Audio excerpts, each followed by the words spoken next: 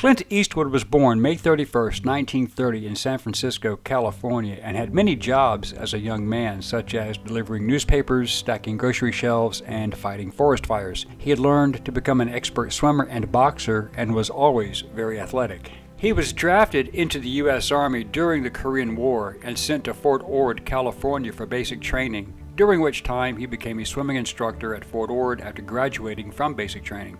Eastwood said, "Everybody got shipped to Korea except me. My name just didn't come up, so I figured I'd make the best of it and went up and talked to the captain. I said, 'Look, I'm only a private, but I think I can handle this swimming pool thing.'"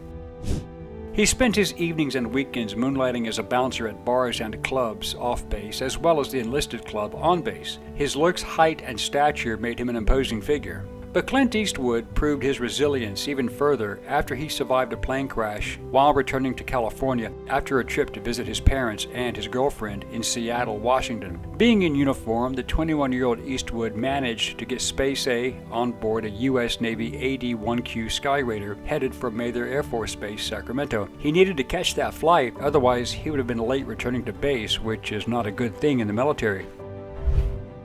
As Eastwood also said, in those days you could wear your uniform and get a free flight. On the way back, they had one plane, a Douglas AD, sort of a torpedo bomber of the World War II vintage, and I thought I'd hitch on that.